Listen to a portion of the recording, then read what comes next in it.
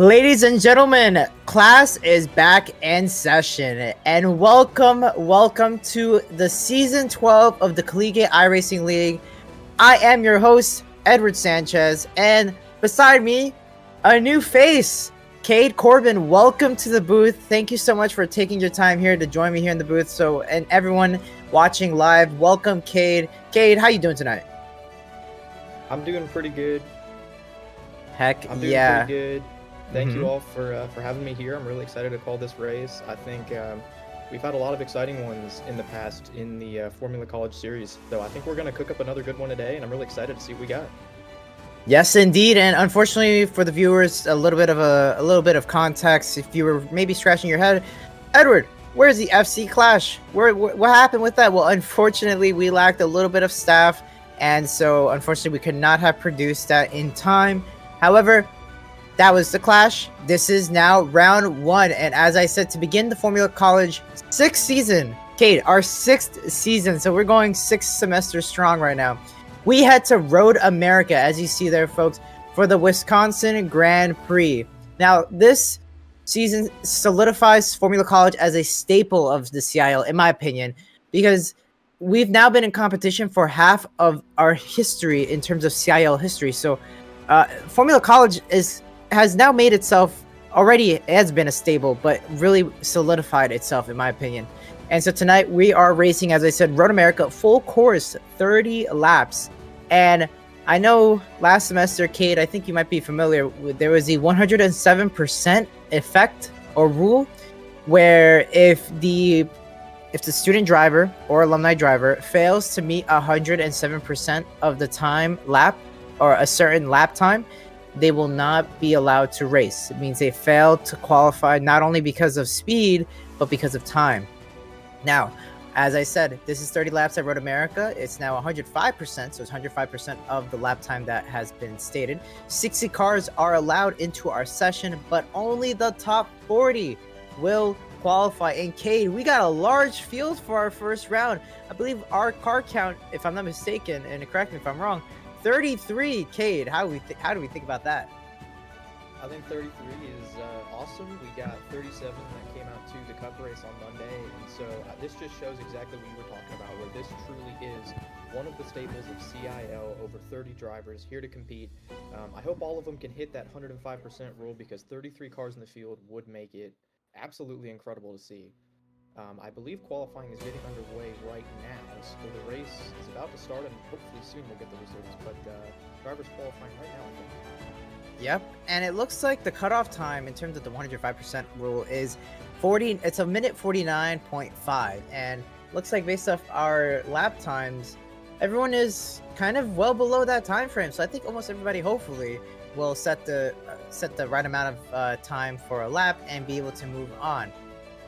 And that being said, if any of y'all here are interested in joining us, it's only week 1. It's never too late to join us, right, Kate? So if you can go to our link in the description or in our bio on the YouTube channel, you can check out our links to our Instagram, our Twitter, and our Discord, and join us, because the season, I believe our registration deadline was extended to February 9th. So, I mean, clock's ticking. If you want to try and get in on the competition and have a chance for the championship this season 6 of the FC, or season 12 of the CIL Cup side, or even our sister series of the Collegiate Sports Car Challenge and the Short Track Showdown, please do go ahead and join us today. Time is ticking. And Cade, time is ticking for these drivers. Right now, we are 2 minutes and a half into our qualifying session, and no one has yet set a time. It is a long course. Road America is very much a technical course, and especially for someone who is, I would say, a staple in the name. Our Muhammad Alif, right now, he had the fastest lap in practice, I believe, if I'm not mistaken. No, I'm so sorry. That goes to our own, and Cade, he was our CIL rookie last semester. He is now a CIL competitor, I would say. It's Wyatt Burton, the number 26, rooting for the 26 car. He got a fast lap of a 144.8 pen, which means he was, I believe, 0.04 of a second, which is not a lot, but it's still a lot compared to Alif. So Wyatt Burton, he is putting on a show. And Kate, I mean, usually I do this little segment during qualifying, and I usually do it after the qualifying, but I like to do it before now. Who is your pick for tonight to win the race among these 33 drivers? Well, I think what you said right there with Muhammad Ali, he's the defending champion. He's coming in with a ton of strength. We know that he's an absolute road course prowess, and racing against him on the cup side of things, he's really good pretty much in anything on four wheels. But I think he's going to get a challenge. I got to give a shout out to Ryan Whitlock from my school. Always a challenger in these Indy cars as well. He was third in points last season. So if it's going to come down to two drivers, I think it's going to be Alif and Whitlock.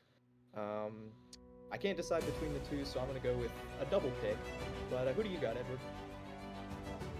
For me, I mean, I gotta go with the man, the myth, the legend, Lucas Moody. Now, you might be wondering, what kind of pick is that? And I will say this, I know Moody, he has been putting in the practice, especially during the off season. And while he does like to play his Overwatch and his Marvel Rivals, I know the man has been he's just been itching for that win. I mean, I personally race against him on the cup side on Mondays, and I've witnessed his practice, the amount of effort he puts in. And for someone who, you know, under the wings of a leaf might seem invisible, to me it makes it all the more just visible for as a driver, but as a commentator, because you know, you always see Moody in the top 5 or just in the top 3, and whenever there's an opportunity, he will take it. And I think that for this season starter, for round 1, I feel like Lucas will have to realize that, you know, to make a strong statement tonight is going to be a big case for him for the season-long points. So I'm going to put my pick on the number 13 of Ball State University, Lucas Moody. And lastly, I do want to make one last pick for you to make. Just a wild card, like a long shot pick. Someone that you don't think is going to win, but you know what? It could happen. Well, I'm looking at the qualifying times coming in here. I'm seeing some names that I recognize, some names that I don't. It's going to be hard, but if I had to pick someone who's a little bit farther back in the field, maybe I'd have to put a little money on Ricky Potts. He's the director of this series, does a lot behind the scenes. Maybe today is the day that he can come to the front of the scenes, put that car in victory lane, and maybe get a little recognition as a driver. So maybe Ricky Potts is a good one today. I'm feeling it for Ricky though. Of course, and just a little bit of a note. First of all, fellas, not only do we have Cade in the booth, I gotta also give a quick special shout out to our very own Lee Kane. He is currently our producer of tonight, so big congratulations to Lee Kane on helping us out in the production side. And I will say, I see people in the chat are saying, could we get a bump up on Cade's volume? So Cade, either maybe speak up a little bit or have his volume raised up a little bit on the broadcast. But that being said, right now we are 6 minutes, so 7 minutes actually, so 3 minutes left in qualifying. And right now I'm seeing with my super duper binoculars, it looks like our Muhammad Alif is on the provisional pole, followed by Cale Davidson in P2 and Wyatt Burton in P3. So Wyatt, not that far off from the front row. This will be extremely interesting, I will say. But yeah, apart from that, once again, guys, if you are just tuning in, welcome to the season 6 of the Formula College CIL season.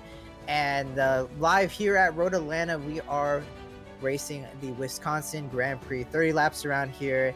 And speaking of which, why don't we do a quick race analysis, if we may do?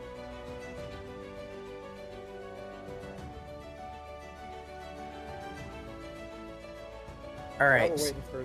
While we're waiting for that to kick off, just a couple other names we could talk about in the top 5 there right now. Cale Davidson, Jake Cummings, Clint Halterman have all put up really good qualifying laps, so those are drivers to potentially look out for as well. Indeed, and I do want to just quickly mention that with this track comes with a lot of tire wear. So I know that soon enough we're gonna go into the warm-up, so we'll go into the grid soon enough.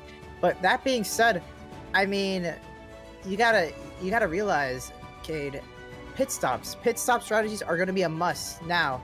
As someone who is looking at it on a technical standpoint, I do want to quickly mention, Cade, I saw something new, the grass physics. I'm not sure if you can see from the tower, but there's a lot of residue on the track. When drivers seem like they get off the line, they get on the sand, that gravel and everything all the debris particle effects get onto the track and affects the traction of these cars.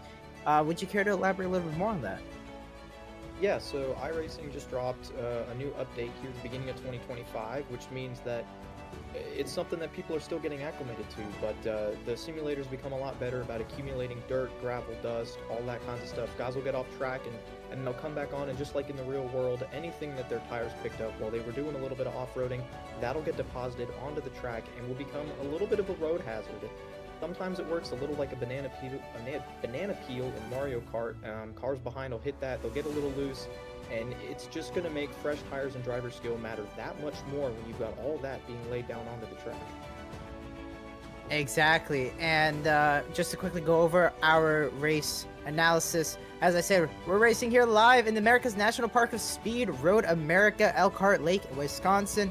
4.048 miles, or for the metric people, 6.5 kilometers, 14 turns, pit speed at 35 miles per hour, and we have a pit stop mandatory, which means, what do I mean by that? Cade, compound swap. Want to give us, the viewers, a little explanation on that?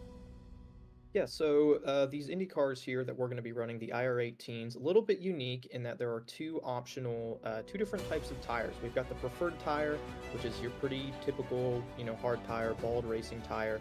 It'll wear, kind of quick, but it'll hold a little bit of speed on the long run. The other tire is the alternate tire, and you'll see these bright red painted on the sidewalls of these tires, and these things are going to be super soft, super fast, super quick, but for a short amount of time. As the run goes on, these tires are going to fall off much quicker than the preferred set. Drivers are required to run at least one green flag lap on each set, which means that you'll have to mix your strategy of what you want to do. When do you want to be on the soft tires? When do you want to be on the hard tires? It really just depends. If we see a really long run to end the race, that could be a good time to throw on that preferred set, but I think we'll see a lot of guys go with the optionals here at the beginning of the race, just to try to get a little bit extra speed, a little bit extra grip in traffic early here in the early going. And in terms of really deciding which tires to put on, Kate, I mean, you got people who will go on, like I would say, if you start on the reds, if you're up front, you can pull away, but you're going to slowly lose that advantage, but you get free air.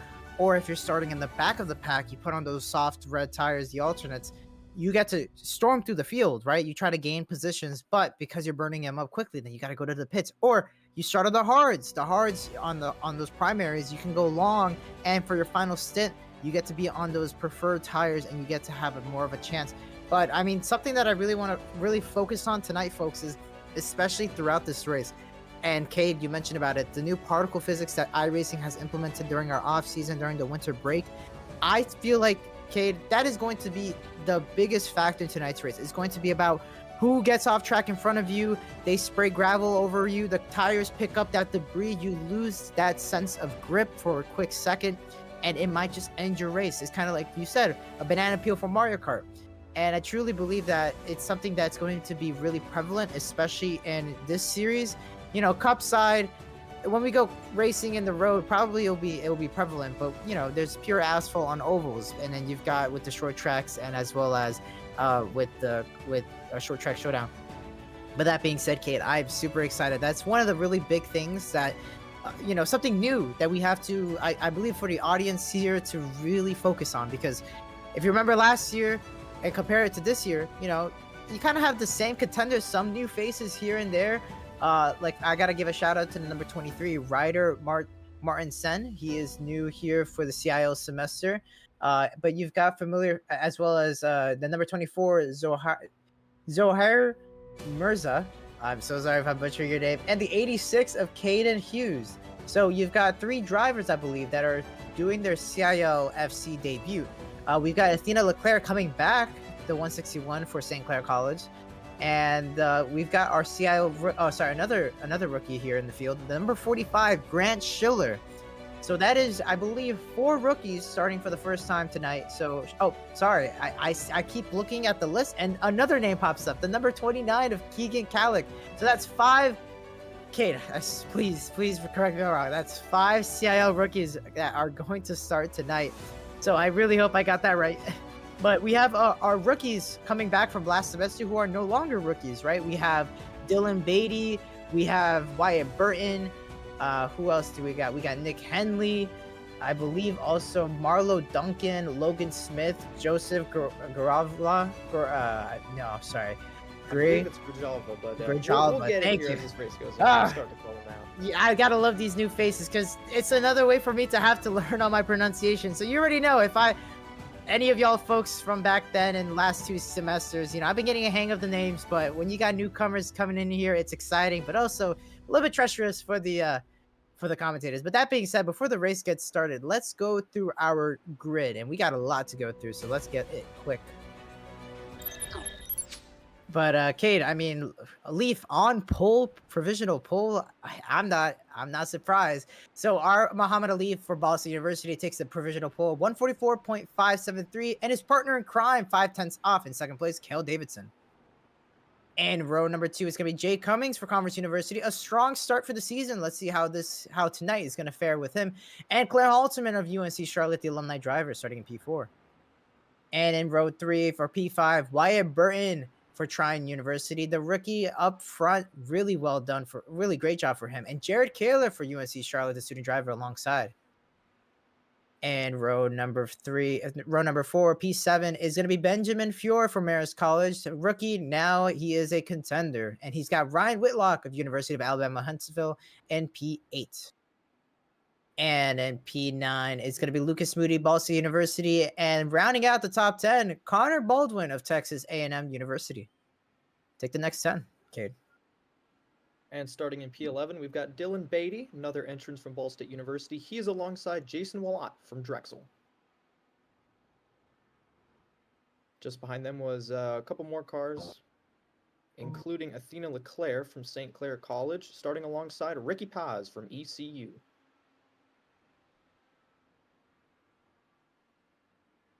And we'll have a couple more cars behind them. Row 8, that's 15th and 16th starting position. Going to be the 23 of Ryder Martensen and the 38 of Adrian Kubakovic. Just behind them, our next starters are Grant Schiller and Keegan Calick of St. Clair College. And then just behind them, we will have the 2 drivers rounding out the top 20. That's Alexander Diamond from Drexel and Nick Henley in the 64 for Ball State. I'll take the rest here. Drew D. Williams, Drew the Man, Clemson University, P21, with Aiken Lamar of Howard Community College in P22. Right after them, it's going to be P23 for Esteban Munoz of Florida International University. He's a strong driver, so we're going to see him go through the field. Matthew Nordberg in P24 for North Carolina State University. In P25, Marlo Duncan of Milwaukee School of Engineering with Alex Fernetti of UNC Charlotte for P26 alongside. P27, our very own Nick Stockner of Clemson University in P27, and also his partner in crime, Andrew Burrow of Clemson University in P28. Rounding about our top 30 is going to be C.L. Smith for Auburn University and Joseph Grijalva. Cade, help me out here. Joseph Grijalva will roll off in the 30th position for Purdue. And in P31, it's going to be towards the end, Andrew Voigt of Pennsylvania State University and Zohar Mirza in St. Clair College, P32. And lastly, in last place, your very own Caden Hughes of Bruton Parker College. He's going to line up in last in P33. Let's see if he's got what it takes to get through the field. And with that, Cade, the safety car, the lights are off. The leader, not surprised, are Muhammad Ali. But just a note there, Cade, it looks like on my spreadsheet here, the top 3 elected to be on the softs. And that's including Alif, Davidson, and Cummings. Behind them, Clint, Wyatt Burton, they deciding to be on those hards. So now, as the pace car rolls off of the last corner here of Road Atlanta, folks, I have the honor of saying welcome back. Season 6 of CIL FC has arrived. Let's go back to school. Let's go back to racing. It is green flag. Here we go. As side by side, our Muhammad Ali and Cale Davidson have been pulling away from the field. Let's see if Cale Davidson lasts on the brakes, perhaps down into turn 1. Alif has a preferred inside line. Oh, but Cale Davidson, he's going to have to fall back in line, and it looks like it's a topsy-turvy throughout the field. But no, contact. Everyone seems like they have spread out into single file. A little bit of a side-by-side battle, jostling for position, but it looks like Alif has taken away out of turn 3, down through the straights. It looks like we got a contact in the back, but it looks like they got it going. But Alif in front, and with Jay Cummings of Congress, he's going to take the inside. He has those soft tires. He has the grip. He's going to send it down into turn 5. He makes it happen. It's going to be P2 for Converse University. Now, can Jay Cummings maybe make another attack on our Muhammad Alif? We already know that the race pace on that man in the lead, he has what it takes to take it and just run it with it. But Jay Cummings seems like he's going to be super aggressive here at the start. He might have a chance. He's using the push to pass, I believe. And that, folks, is Cade, you want to explain a little bit of the push to pass system? Yeah, so another thing that we have with these Indy cars is 200 seconds of essentially a mushroom, if you want to continue the Mario Kart analogy. A little bit of a speed boost to give the car behind a little bit of an extra advantage. That's going to be really helpful on these long straightaways. Elkhart Lake here, Road America. Replay never lies. Some of its long straightaways and tight corners, so some people call it the DRS, some people call it the push to pass, but basically gives you just a little bit of a boost to try to aid in making a pass. That being said, it can also be used as a defense technique to try to keep somebody behind. I'm thinking we're going to see quite a little bit of that. Field gets strung out here, coming through turns 13 and 14 for the first time, and back onto the straightaway. And indeed, that is a lap, folks. But once again, I mean, Jay Cummings, he's not letting him go. I was gonna say the battle between top 3 is less than 3/10. So it is. Oh, and we currently have an incident on lap 1. It looks like from the steward's note here. Lap 1 incident involving Alexander Diamond. The car number 049 is being investigated for contact. That is very interesting, as it looks like the field has spread out. It looks like the top 8 has pulled away. That top 8 being Ryan Whitlock at the last of that field. Oh, and a close contact there for Wyatt Burton behind, as Wyatt Burton, he is currently on the prowl behind Clint Halterman of the UNC Charlotte, the number 100 car. He's been under the attack, and as you can see, if you can see y'all from your home, all that grass, all those particles just flying around and settling on the track. So, Kate, I mean, how would it feel for these drivers to have all this debris be on the track? It's literally marbles, but even worse, right? I mean, it's just like driving on ice, and I think what's going to set the good drivers apart from the great ones is that the great ones are going to be able to kind of memorize where those marbles are, where those buildup is, and anticipate which parts of the track are dirtier than others. Those drivers that know exactly where that is are going to be able to control their cars much better through the sections where some dirt gets put down. But right now we're seeing Alif not able to break away from Cummings and Davidson. Really still that top 8, like you talked about, kind of under a blanket. Yeah, and I'm not surprised. These top 8s, I mean, I consider them just the heavyweight fighters. You got Alif, Cummings, Davidson, Halterman, Burton, Fiore, Kaler, and Ryan Whitlock. But one thing that's interesting is Lucas Moody, as he is currently fallen a little bit behind. He's lost 3 spots from the starting lap. So 2 laps in, and unfortunately my pick has gone down by 3. So very sorry, Lucas. Did not mean to give you a little bit of bad luck. But that being said, looks like the top 3, they have those preferred red soft tires. But now Wyatt Burton on the outside, he's gonna make a look right there. He's gonna be late on the braking. Oh, as we got a lock up by Clint Halterman. He hits the side pod of Wyatt Burton. Oh no! But looks like he got it going, and Wyatt Burton was able to make the pass, but Clint Halterman, his rear slid out from underneath him.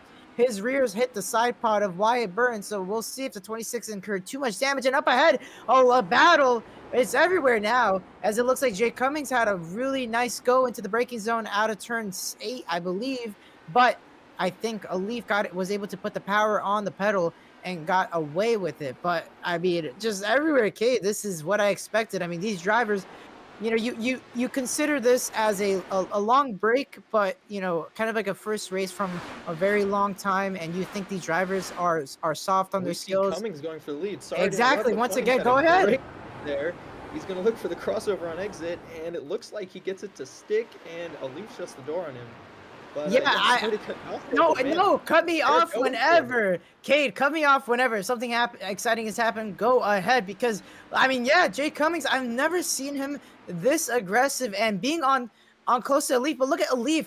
So look at that, Cade. Explain to the viewers, why is Elif taking that inside lane and Jay Cummings is on the outside? Could it be he's trying to break the draft? I'd have to imagine that's what it is. You know, the slipstream is super strong in these cars. Just you can get a massive run down these straightaways. Like I said, Road America is a place with a lot of straightaways. You can build up a lot of speed if you're the car immediately behind. And so what Alif is going to do is he's going to pull off the racing line. Right here, he doesn't do it. But on the straightaway there, he pulled off the racing line to discourage Cummings from following him, to discourage Cummings from getting that draft, and using the toe to pull right up to the bumper.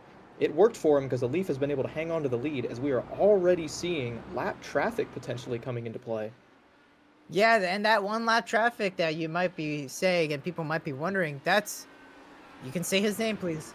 The number 20, the number 47, he's currently 29th. He's a minute 42 off the leader and currently only 2.3 seconds in front of the leader. That's Joseph for the number 47. Unfortunately, I don't know what happened if he had any contact. Looks like he went into the pits on lap 1. So I believe he needed to get some repairs.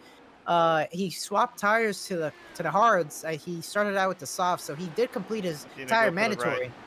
But yeah, I mean, yeah, Jay Cummings only three tenths right behind the leader of Alif. So this is surprising. Well, not surprising. Converse University. I do not want to doubt your driver. Your student driver is a great driver indeed.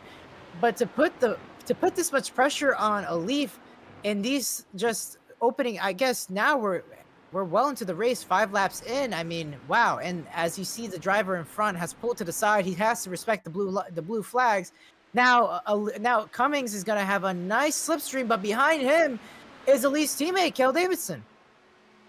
Yeah, and what we saw there is Joseph Grijalva doing the right thing, getting out of the way, not wanting to interfere with these leaders.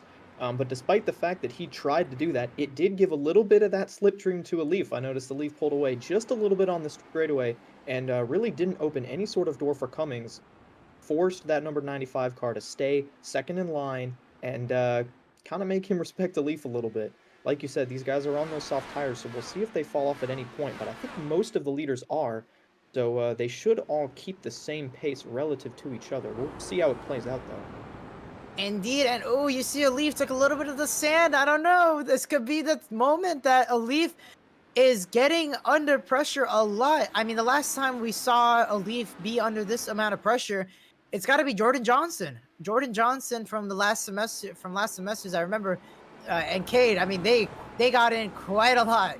So it's interesting to see now Cummings is the one to respond this early in the race as he takes that inside line. And look at that. He's cut the gap a lot, but he's going to have to sacrifice being on that inside tighter arc and Alif being able to just exit out. But as now we go through the, as they call it, the back S's, but the back straightaway. And it's just insane. Look how close he is, but he's going to, wow, he lifts off a little bit. He's going to try and take it nice and easy here in the last 3 corners. But look at that gravel. Look at that. There's just so much debris in that corner. It looks like somebody, oh, we got a spin in the back. And P7, that is, I believe, Ryan Whitlock. He spun it around. Oh, no. It looks like he has resetted his car. He sent it to the pits. So, unfortunately, it looks like he is in the pits. But speaking of in front, as you see, once again, Cummings just right there. He's trying to come towards Alif, but not there. He just has to have a really great exit on that last corner and have a shot at him, you think? I think Alif is also doing a great job of race management right now. He knows that Cummings isn't going to try anything desperate, right? There's still 25 laps to go, which is over 100 miles, and Alif knows this, so he just has to be smart about his blocks. He's not jerking the wheel hard right, hard left, taking care of his tires. Even though he's on those alternates, he does still have different ways that he can drive the car to maybe save a little bit of grip for the longer run, to save a little bit, to try to keep a little bit of pace. And if he forces Cummings to make the move, that's just going to burn Cummings' stuff up. And if he can't make it stick, then it's just going to hurt that 95 car in the long run. I mean, on top of that, like you said, right, being in that dirty air is, ooh, a little bit, they go a little bit wide there. But yeah, I can't imagine Jake being able to just keep up with this because you're putting a lot of stress on those softs. You're wearing it quickly. And that dirty air is not helping him out. But I like this section right here. He takes it inside the lane, and now looks like a Leaf learned his lesson from last time, decided to give him a little bit of dirty air, cut him off on the inside. And yeah, so okay, hold on, folks. We got Cade, we have a lot to go through in terms of disqualification. So I have word from the stewards. It looks like car 24 to receive a drive-through for contact on initial start with the car 47. And that was the Joseph we saw who got lapped quickly. So it looks like the car 24 of Zohar Mirza has been black flagged, so they have received a drive-through. On top of that, car 49 to receive a drive-through plus a strike for lap 1 loss of control leading to a collision. That would be Alexander Diamond, the number 049, so he's going to receive a black flag. And car 23 to receive a drive-through and a strike for lap 5 collision with 123. And that would be Ryder Martensen, the number 23 car, was black flagged. And unfortunately, I know you mentioned Ryan Whitlock earlier today in the pre-race show. He has left the track. He said, "I'm out," and he has left the track. I've got an update on Ryan here as we go ahead. try to unpack what happened to that 81. Said it just hot track temperatures, got a little bit loose. And that's another thing that we got to think about too, is the sun is beating down. We can see it's bright, it's shining, and already as rubber, gravel, everything gets laid down, that's going to be multiplied by these hot track temperatures that just make it have that much less grip. And unfortunately, my man Ryan was the first victim of what looks to be a really challenging track conditions. Well, I'll tell you what, guess who's not having a challenging day? That is it, folks. You see it right there behind Jay Cummings. Clint Halterman, the number 100. He was the first car, I would say, on the alternative strategy. He has those black-sided wall tires. He has the primaries, which means he has the advantage. We are currently lap 7 in, and we saw he made a dive bomb move into turn 3 in the heavy braking zone. And so he was able to get past Cale Davidson. Now, 3/10 behind Clint Halterman. Oh, and a Leaf gets off track a little bit. He loses time there as Jay Cummings now in the final corner. Let's see if he gets on the power quickly. He probably does. We'll see if he uses push to pass right now. He is not. He's not going to elect push to pass. He's going to save it. But Clint Halterman, on the other hand, he is going to use it. He's behind Halterman. He's trying to close the gap. He moves onto the outside. He's going to make a lunge onto the outside. Can he stick it? No! And Commerce University, you see that purple car right there, able to hold off to the inside as UNC Charlotte. He's going to have to settle in back into third. But, I mean, Cade, Clint, with those hards, I think it might be the time where the tires might be getting better for the alternative strategy, starting on those hards. He's going to move onto the inside here on Jay Cummings. He might make a move. Maybe a double move. Oh, but he does not get in time for the leader. But he's going to... Oh, he goes wide. The leader goes off wide. Will Clint make a move? He's going to go to the outside now. He's going to maybe, hopefully, get a better exit here as a Leaf. Had to take an inside lane defensive move, and he had to sacrifice some speed, but he's going to get away with it with this technical course section. And it looks like a Leaf got away with this scot-free, and you'd think going off track like that would maybe make it easier for Halterman to make a move there on the inside, but a defensive move there from a Leaf. But Cade, it just got interesting. And if I was everybody else in this field, I'd be taking note of that lap 7 mark. That really seemed to be, like you talked about, when Halterman's tires seemed to come to life compared to everybody else's. At the beginning of this race, I didn't even realize that Halterman was on that preferred tire. I thought he was on the reds because he was running right up there with the rest of them. But he managed to push it and run really, really well with those harder tires. And he's got second now from Cummings, and he's looking for the lead from Muhammad Alif. And if he can get it and then put the alternates on, could be lights out, and this race could be in the hands of Clint Halterman. Time will tell as Clint Halterman once again on the push to pass. And I believe Alif, on the other hand, he is also... No, he's not. He's elected not to use the push to pass. So Clint Halterman with the preferred line here. Can he make something happen? No, he will not. He's going to decide to stay on in his regular ideal racing line. But hopefully, maybe down into turn 3 as they're into turn 2. If he gets a better exit here, as we saw, he made the move on Cale Davidson. He made the move on Jay Cummings. Can he make a move on Halterman? On Alif. And Alif trying to weave a little bit, tries to break that toe. But Clint, he's there. Oh, but he does not. He's almost at the gearbox and yet does not make a move. Also, another car being investigated by the stewards. Car 13, folks. Here's an update. Ooh, and it's a Ball State teammate of Elif, Lucas Moody. Sorry, Connor. For lap 7 involving an You're good. incident, will receive a drive-through plus a strike for causing a lap 7 collision with the 009 car. That is Esteban Munoz. So it looks like Lucas Moody made contact with Esteban Munoz and has been penalized. So far, just a drive-through. I don't know his status of the car, but the status on this title has for this race win has gone even better. Because when you think about it, Cade, Clint has to go on those softs. And Elif has to go on the hards, so Clint will have the advantage of being on those softs. The other thing they got to think about too is when they're going to pit.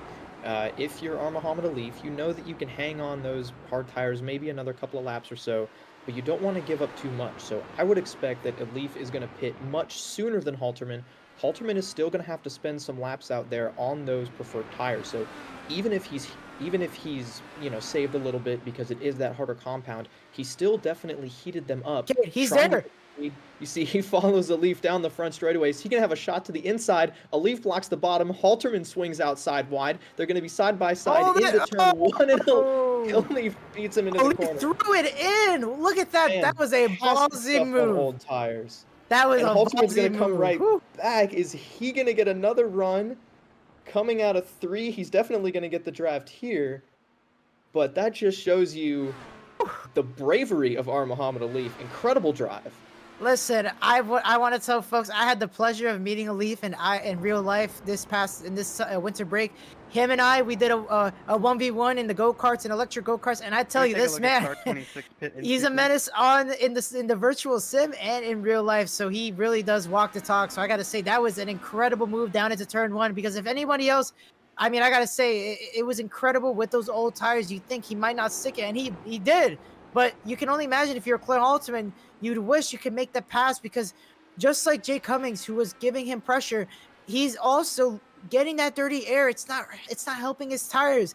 But speaking of helping, Cade, a little bit of a plug-in. If you guys want to help out us in this channel, in this production, hit that like button. I see so far 2 likes on the stream. Come on, guys. I see 47 viewers watching, our peak concurrent viewers. So we are hitting our prime, and it's only going to get higher from here. So please hit that like button and subscribe if you're enjoying.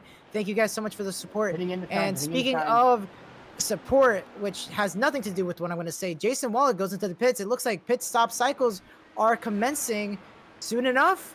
Could it be, Cade? Lap 10 a little bit too soon? Well, we're going to lap 11 for the leaders. Well, I think we've already seen that the Reds have fallen off a little bit. Jake Cummings, I believe Cale Davidson was also on those alternate tires. They've started to lose pretty significant time to Clint Halterman. And, for Wallet, farther back in the field, could be a chance for him to just, sorry, it's Wallet, but could be a chance for him to try to jump the field a little bit by getting on a different strategy, maybe putting on the hard tires soon. Great move there. I'm not sure exactly who that lap car was, but good job just to get out of the way, let these leaders fight it out. But, yeah, I believe that was Lucas. I believe that was, I'm trying to see if it was either Nick Henley. Moody from Ball State. It was Moody from Ball State, it looks like. No. All right, with you just got to pick up the pace. Perhaps. But yeah, no, I mean, I wanted to jump on that ship of, in terms of early pit strategy, because you're right. It looks like Jason Wallet, and I got to give it to Jason. He is kind of like a pioneer here in this series in terms of always doing things you not expect. He's always the first to do alternative tire strategies. He's always the first to venture into the unknown. So I got to appreciate that for the Drexel University student driver of Jason Wallet. So currently, let's put it right here. Let's see his lap times. So he is currently, it's lap 11 for him. He is only, I believe, 24 seconds behind the leader or so. So for Jason Wallet, it's going to be a tall task order as he entered in P7. He's currently P13. We'll see what kind of advantage he gets being on such an early pit stop strategies and going on to the hards. But speaking of charging hard, it's Clint Halterman up front as Elif hits a little bit of the grass. He sprays a little bit of gravel into the visor of Clint Halterman, but that does not deter him as they head down into the final corner. Can Clint Halterman get a better exit here? And it looks like he does. He gets on the power well enough. Oh, Leaf does not. He's got to push the pass on. I think we got to lead. We got to change for the lead. Clint Halterman moves onto the inside across the start-finish line into lap 12. And folks, we have a new race leader. A race leader update right here, folks. Clint Halterman, the number 100 of UNC Charlotte, is your race leader. Cade, what do you think of that? I think it was a fantastic move. He was able to use the toe, swing right around a leaf, and now he's just going to try to set sail. Don't get looking in the mirror. Just put the power down, get rolling. He's got a long way to go on this set of tires. Still only lap 12. Don't heat him up too bad, and just get going. Fantastic move from Halterman. Now Ben Fior is going to see if he can follow the move. Fior closes up on a leaf. Had a little bit of a fake out there. Coming out of, I believe, turn 5. A leaf's going to hang on to the second position. But yeah, again, this is starting to be that transition, that switch over. The hard tires starting to be better than the softs. And Ben Fiore for a second there almost had a move there on it looks like on a leaf. But look at the gravel. I mean, I'm not sure if the stream quality could see it well enough, but I'm currently with my super duper 4K high definition binoculars. I mean, there's just a lot of debris, especially out of turn 8 and 9. So these drivers are struggling to get on the power quick enough. But I mean, Cade, I gotta ask you this. You're a Leaf. You got passed by Halterman. He has the superior tires. I mean, we know that the hards are better at this point of the stint. So we're 12 laps in, almost to the halfway point. Do you pit early? Do you try to undercut Clint Halterman? Because you know your tires are just going to get worse and worse. Because we'll see right here as the leaders. And yeah, Clint goes into the pits. Clint Halterman goes into the pits. A Leaf takes back the lead. Oh, and a little bit of lockup by Clint Halterman. Hopefully does not get a speeding penalty. But a Leaf now in the front again. But Ben Fiore moving on to the outside. Down to the turn 1. We've seen this again. We'll see it once more. Oh, and the switchback. He's got the crossover. He's got the crossover move. He's going to hold on to the inside. And it looks like a Leaf. You know what? I got to give it to him. He knows this is not his fight. He's got to let him pie. He has to save those tires. And a new race leader. And I believe for the first time in a while, Ben Fiore, the number 55, is your race leader. Wow, Cade, that's a interesting turn of events. You've got Clint moving in first from the reds to the hards. He's actually the first driver among that alternative strategy. The drivers who started on the hards, he's the first one to pit in for the reds.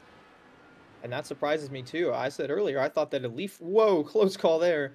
But I thought a Leaf for sure was going to be one of the first drivers in on those softer tires. Instead, Halterman drops it down to the pits, which means Halterman's going to be looking to be going about 17 laps on those red tires, assuming he doesn't make a second pit stop. Just a really interesting strategy. Something that I think Halterman could be seeing was that maybe these tires are more equal than we initially thought. You know, maybe the hards and the softs, the alternates and the preferreds, maybe they're not so different. I don't know what it feels like from the driver's seat, but we had a mixed bag at the front for so long that maybe Halterman thinks he can go the rest of this race on the reds without losing too much time. Hold on, I'm a little bit confused, and I think Clint Halterman just killed his race. He did not put the reds on. Folks, Clint Halterman did not fulfill his mandatory swap. He went into the pits. I'm trying to look back here at the tape. It looks like his pit crew brought out the wrong set of tires. Clint Halterman, his pit crew put on this a new set of the primaries. I'm so sorry. They didn't give him the softs. Locked up and I had no grip. Oh, and we have a heavy crash out of turn 7. I believe turn 11 or 12. We see cars went off the road. One of them smashed into the wall, but Clint Halterman did not swap his compound tires. He's still on the hard. So I don't know if this is a two-stop strategy, as you said, where, I mean, I'm confused, Cade. Could this be on purpose, or his pit crew just sold the race? It could be possible that he's going to throw those reds on right at the end of this race and run it as hard as you can. I'm as confused as you are. Halterman is a smart guy. You know, he's in the alumni division. He's been doing this a while. I don't know if he would forget about the requirement. It is a possibility, too. Maybe it just didn't show up correctly on our end, but definitely it'll be something interesting to follow. He's well ahead of Jason Wallet, sorry, who's already made his pit stop. Yeah. So those are the two guys farther back in the pack that we're going to be wanting to keep an eye on. Yeah, I'm right now just trying to look back at his team communication. They said pit this time for new tires, and they just put on the primaries again. So I mean, if you think about it, he did have a fuel. It was a quick pit stop. It was 9.2 seconds, and in total it was 40 seconds. So this is a good way to note how long these drivers are going to waste time on pit road. It looks like on average, it looks like between, if you have a really good pit stop, it could be a low 40, 40.1, 40.2. And Wyatt Burton, we just saw, went into the We pits. see Ben He had Fior's in the pits as well for the 44.7. lead. Ben Fiore now into the pits, but a Leaf stays out. A Leaf with those soft tires has elected to stay out. Now, Cade, I mean, I'm no mathematician, I'm no rocket science guy, but if I were to have the soft tires out first, would you not want to get rid of those quickly and elect for the harder tires? Because you may as well minimize the time loss with those softs.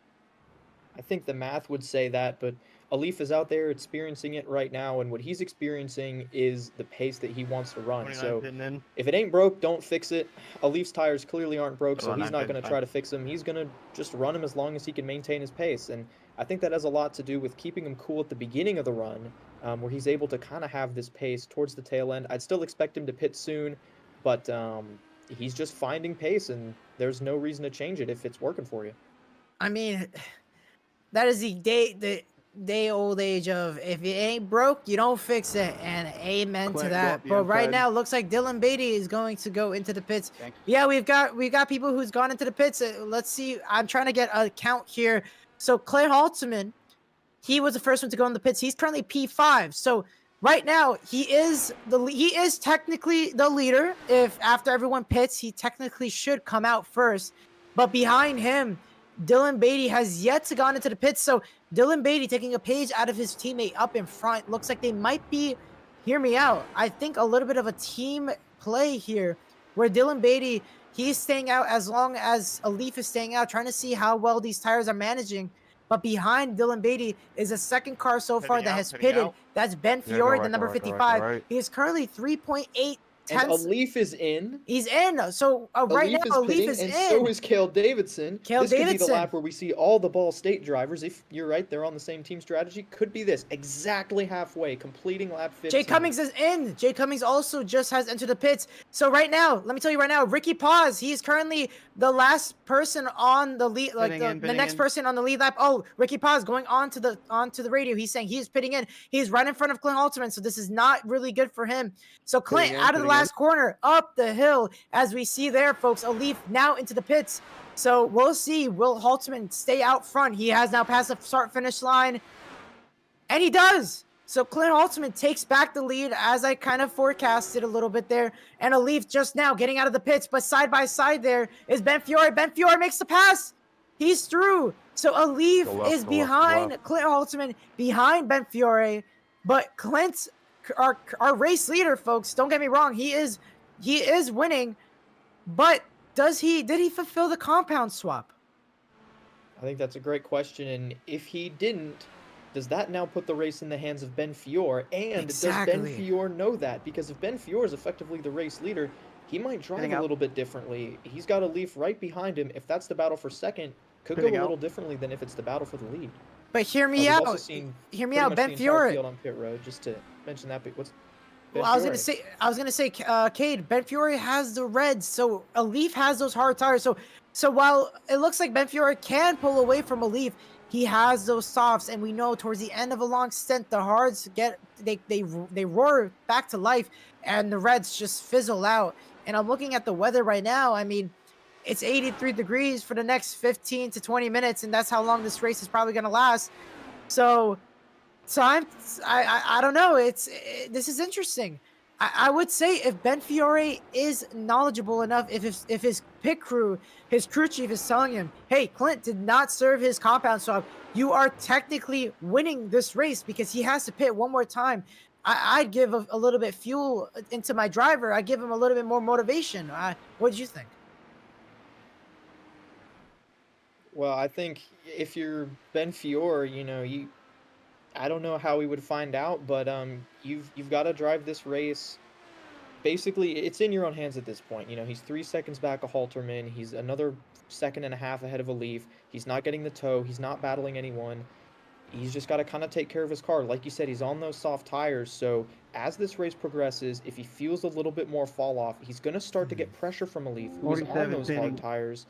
So just take care of your stuff for the next 12 laps. I think regardless of what Halterman does, it would change his strategy a little bit if he knows whether or not he's in the lead, but I at the same time, maybe there's something Halterman knows that we don't. It'll be interesting to see. Only 13 laps to go, and could be Halterman, could be Fiore, could be a Leaf. We don't know. I mean, Cade, I'm gonna say it. You are darn lucky. This is your first race to ever broadcast here because I've never seen such a race with so many possibilities, and with a Leaf not winning in multiple versions of this race ending, it's a first for me in a while, unless he spins it out. But right now, folks, if you're just tuning in, welcome everybody to the Season 6 CILFC season opener with the race one here underway at Road America. And your leader, folks, you see it right there. Do not rub your eyes. It's Clint Halteman for UNC Charlotte in the number 100 car. And speaking of 100, folks are giving 100% in the chat. Thank you guys so much for chatting. I got to give a quick shout out to these people. Looks like Connor Bingle saying Ryan Whitlock moment. Oof, yikes, burn. We've got L in the chat going, let's go Lamar, rah. We've got Keith saying Team Sancha. Thank you, Keith. Jordan Ricky in the chat, let's go Clint. I sure hope so. There's only so much surrounding if he has completed his compound swap, if he doesn't have to go back into the pits. Rob Mello saying, go Keegan. Keegan, number one, baby. And Brickyard are going, let's go Ball State, chirp, chirp. I do want to shout out Keegan Kallick. He's running back there in the 19th position, ahead of a couple of guys that are really good. So good run for Kallick. Was he one of those guys that you said? Yeah, he's a CIL rookie, and it looks like he's running P18 as of this moment. And I gotta say, hey, for a rookie, you're testing the waters, right? And I understand how it feels to be racing as a rookie. That I've been there in the Cup Series. Your first race here, you test the waters, you don't know what to expect, but you want to have fun. And this man, he hasn't gained positions, but he hasn't lost positions. He's started in P18. He's still in P18. So kudos to Keegan. He is currently doing a fine drive, just keeping that car on the road, not having any incidents, not destroying his own race. So I give him an A+ on this one for tonight. We'll see if he can gain more positions here as the race prolongs. And indeed, as this race prolongs, looks like Benjamin Fiore has has gained a little bit of a distance against a Leaf. The gap now 1 second. No, Drew. And against Clint, it looks like it's 3.2. Yeah, Fiore's actually lost a little bit to a Leaf, so I don't know if it's those red tires falling off or if a Leaf just has a little bit more pace, but Fiore's got to be really careful here because as soon as a Leaf gets a little bit closer, he's going to get that slipstream, that toe, just like we've talked about. If a Leaf can catch Fiore at the beginning of one of these straightaways, he needs to be a little bit closer, but right about here on track would be a great time basically to gain free space. All he's got to do is sit right behind that 55 car and he'll get sucked right up to his bumper. So Fiore starting to feel just a little bit of pressure, still 12 laps to go. If he can hold on to what may be the race lead, smokes the tires just a little bit, a Leaf's going to close the gap even further.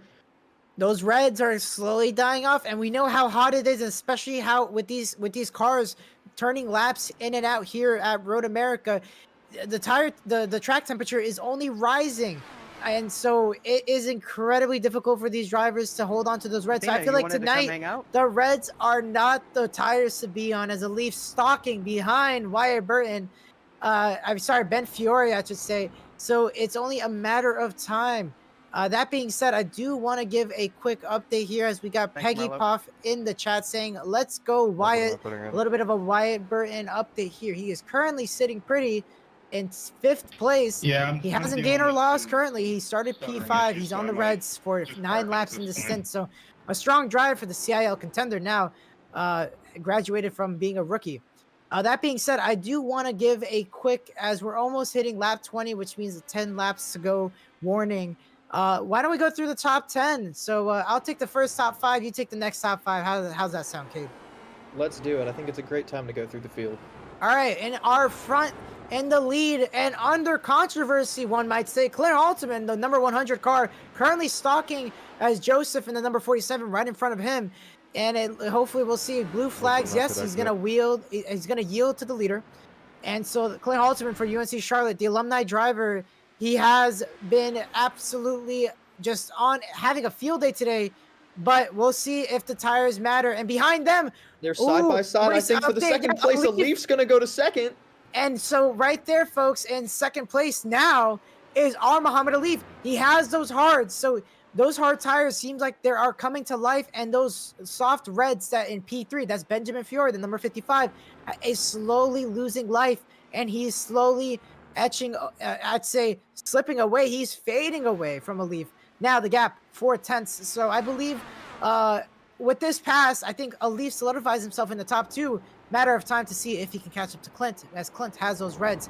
That being said, after Alif and Ben Fiore is Cale Davidson. He's not too far off from them. He's only 3 seconds, as you see right there, folks. Right in front of him is Alif and Ben Fiore. So the number 2 driver, Ball State, his teammate, with a beautiful spoiler. I do got to give a quick shout out. How's the view? You only live once on the back of his spoiler. So very cheeky of our very own Cale Davidson. Behind him, Jason Wallet, P5. Remember, folks, he was the first one to hop on a different tire. He swapped from the reds to those hards in lap 11. So currently 9 laps into the stint. He is currently 7 positions up from where he qualified. He started P12. He's up to P5. So gain of 7 positions. After him, you could take it next, Cade. Yeah, right back in the 6th spot. That's Jared Kaler, really solid on the cup side of things, but showing his road course prowess here. He's been around the CIO for a while, having a really strong showing in the 6th spot, hoping to maybe hunt down Jason Wallet. Remember, not Wallet. I'm going to get it right one of these times. Jason Wallet pitted pretty early, so we could see more tire fall off for that 76 car, which could maybe open the chance for Kaler to grab a top 5. Right behind him is Jake Cummings in the 7th position. Just made a pass for 7th to take that spot. All right. Driving in the 95. And just behind him in 8th, that is Connor Baldwin having a pretty good run here. I believe I saw this car go off track on lap 1. So if that is the case and he's recovered up to P7, fantastic drive. Actually, that's P7 now. Jason Wallet is back in the pits, if I'm reading this correctly. I knew something was off, but we're seeing that is correct. Jason Wallet in the pits. I'm not sure what this strategy is, if this was intentional, unintentional. It could pay off for him. It could not. He's going to roll out right around the 14th spot as he's getting caught by Alex Finnerty, who's already made 1 stop, and he's going to lose a spot. Really tight there, but that is Andrew Burrell, who's going to go around Wallet as well. So a second pit stop. Could this be the same strategy that Halterman is on? I'm not sure. But going back up, that moves Baldwin up to the 7th position, which means behind him, Ricky Paz from Valpo is now in 8th, driving a pretty good race. I said that, he was going to be able to have a pretty good race, have a breakout, and I don't know if Ricky's going to be super satisfied with the 8th position, but a top 10 is definitely something to be proud of. Run a pretty good race there. Right behind him, Wyatt Burton in the 26th car. You picked him pre-race to have a good run, and I think he's doing just that. Right now sitting pretty in the top 10, and rounding out the top 10 is Drew Williams from Clemson. He's got a lot of heat from Dylan Beatty, but he's holding on to that spot pretty solidly here right now. So, Kate, I got to tell you this. Drew Williams for Clemson, the 1-2-3 car, he is under the attack right there, and it looks like Dylan Beatty's going to move onto the outside. Drew Williams, he's going to go defensive. He's going to try and hold out on the outside. He's able to do it and just shrug him off.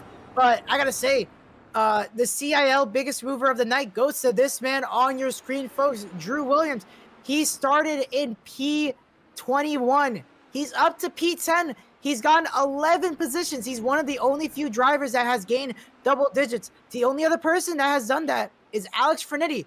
He has moved up from P26 to P14. As now we see a move. And now Can move Beatty on the get the 10th position? Are they going to go 3 wide? That's a double Leclerc. Oh, inside, wow. backing out. Williams going to lose 2 spots from that exchange. Listen, if I was Drew, I'm very sorry. I did not mean to give a commentator's curse, but that was a double loss of just an over. Oh, and those tires.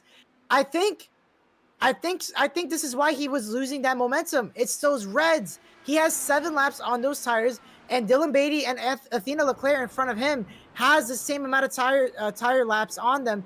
But it's just, and the switchback. Dylan Beatty on the outside. Athena takes the inside. Can she hold him off? And she does. She makes the pass, and now she's up into P10, into the top 10. That was an incredible drive by Athena.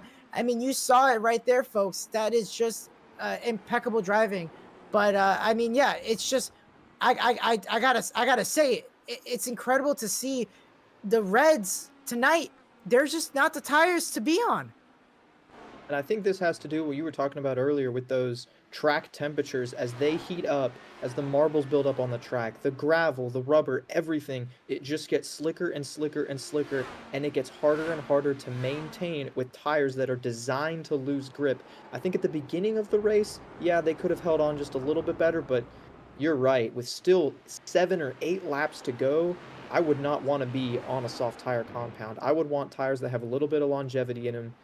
It looks like Leclerc is, getting really loose there, but is on those preferred tires. So we'll see how that plays out in the long run. Still 5 seconds up to 9th place, Ricky Paz. But yeah, that drops Dylan Beatty to 11th and Drew Williams back to 12th. Back up front, Clint Halterman, we're still not exactly sure what the story is. Behind him, Alif has put a pretty big gap on Ben Fiore, although Alif has used up most of his push-to-pass, so if Alif gets to Halterman, and it does wind up being the battle for the lead, that could be another thing to keep an eye on. And you know what's another thing to keep an eye on? Are the people watching tonight's stream. Thank you guys so much for tuning in. We hit 17 likes, and we are currently at 525 subscribers. We hit another milestone for this channel, for this organization, this whole family. It's incredible. So thank you guys so much for supporting. I want to shout out Sydney in the chat going, go Keegan, go. We've got Logan Dale saying this needs, need this on ESPNU, fire emoji. Thank you, Logan. Yes, this really needs to be on ESPNU. That being said, what we need right now to know is Clint Halterman, can he win this race? He has 68 seconds to push the pass, folks. As you can see on the left-hand side of the ticker, that right there, folks, is the amount of seconds left for that push to pass, that extra amount of horsepower that you can get on the straights or wherever in the track. And as you see right there, our Muhammad Alif, who, I mean, if Halterman, we were talking about him earlier, if he does not complete the compound swap, which we saw earlier, his pit crew came out and put the same sets of tire, a new set of tires, but the same compound, that means he does not meet the compound swap mandatory, which means he fails to win the race, which technically, unofficially, Alif would be leading this race and takes the win. But Cade, time will tell. We'll see what happens here. As I'm getting word here from Jason Wallett's pit crew, the reason why he pitted was he's not going to make it on fuel. He pitted too early at lap 11, or lap 10, I should say, into 11, and he was not going to make it to the end. That's why they made a second pit stop and put him on the Reds. And we've been talking about tires so much, we forgot about fuel completely. You know, these cars don't have giant gas tanks, only a few gallons, I believe. And so maybe the thought was that he was going to try to stretch it to about 20 or 21 laps of fuel. Just didn't work out. So unfortunate for Jason Wallett. But maybe Halterman was thinking that a lot of other drivers were going to struggle with hitting that fuel mark. I don't know exactly what the fuel number is, but if it's right around 16 or 17 and we see people running dry on the last lap and Halterman is in, Clint Halterman pitting now, this could be a strategy play, or it could be realizing his mistake and trying to double back on his losses. Hands the lead over to our Muhammad Alif. No, I think you're right. I think he was not going to make it on fuel. I believe he has 12 laps in this stint, which means he needed to complete another 6 to 7 laps. He would have been out on 19 laps. I don't think that was enough fuel. But on the other hand, Alif, he struggled with the Reds, but he managed to stay out and save fuel. He has only 9 laps on his car, which means he needs to only complete another 6 laps, which in total would be 15 laps, which is doable. If you can really stretch the fuel, 15 laps around here, you can go on a tank of fuel. So I think Alif, he's trying to stretch it to the end. But that being said, Clint Halterman has now made the compound swap. He is out in 7th place, right behind Jay Cummings. This has got interesting, Cade. Yeah, Halterman is not going to be DQ'd, no penalties, no anything, and he honestly had a really quick pit stop, so he does come out still inside the top 10. Now he's going to be able to push really hard on these Reds. He's only got 6 laps, so he's going to see what he can do. A chance to maybe catch Jay Cummings, maybe catch Connor Baldwin. Baldwin, by the way, moved up to the 5th position. But Halterman is going to have a chance to make something, but unfortunately, it looks like he is out of contention for the win. Just needed things to fall a little bit differently there for that 100 car. I mean, here's a quick question for Thank the you, folks Mr. at Mirza. home, and thank you guys Wow. so much. We just hit a peak concurrent viewership of 60 people watching. That is a series record right there, folks. You are making history here watching tonight. Thank you guys so much. But I'm gonna create a chat poll, which is, will Clint Halterman be able with those reds? Can he drive through the field? Can Clint make a comeback? That I'm gonna post in right now as a poll. So folks, please, yes or no, will Clint Halterman make a comeback here tonight with only 6 laps to go? As right now we are on board here with Benjamin Fiore. He is currently being tracked, I believe that is Cale Davidson. And Cale Davidson trying to work to close down that gap. Halterman still has about 27 seconds to get back up to the lead, so if he pulled it off, it would be probably one of the greatest comebacks in CIL history. But just ahead of him, they're side by side. Jared Kaler now on pit road, which hands 5th place over to Jake Cummings. I really don't think if this race was more of a fuel race than we initially anticipated, which could very well shake things up right here at the end. We see Cummings up to the 5th spot. That moves Halterman up to 6th, and that's going to put Wyatt Burton in 7th. Car off track there. I believe that's a lap car. Yep, But that's a lap like car. you've been talking about, that's still going to put marbles, dirt, debris, everything right on the middle of the track. So still something to note. He's going to make this move right here. I believe Clint, he is desperate. Yep, he's going to send it in with those fresh reds. Oh, he makes contact! And that is Jake. desperation. Cade, that is desperation at its finest. He knows that if he doesn't get past Jay Cummings in that moment, he wasn't able to make up for the lost time on pit road. He needed to go fast. And all that desperation, well, that led to him losing his right front wing. And without that right front wing, he loses that downforce, and he won't be able to make those corners. He won't have that corner speed that he needs. And folks, this is what happens when you get too desperate. He sent it in from far wide. I kind of saw that coming. He did that lap 2 early in the race. He did it again. It's old, the same song, same verse, and unfortunately, Jay Cummings was on the receiving end, and Clint Halterman loses his right front wing. I mean, folks, I believe now the poll might be a little bit skewed. It might be plus 3,000. Clint Halterman wins this race, and minus 5,000. Clint does not win this race, and we do not endorse betting at all. I do think you found a way to transfer the commentator's curse to the chat somehow. It wasn't you who cursed him. Anybody who bet for Halterman, unfortunately, they were the ones who cursed him. Ryan Whitlock in the chat said, "Go Clint," and then immediately goes, "No." Oh, Ryan. And Whitlock, how can you do such a thing? I'm gonna let Clint know after the race.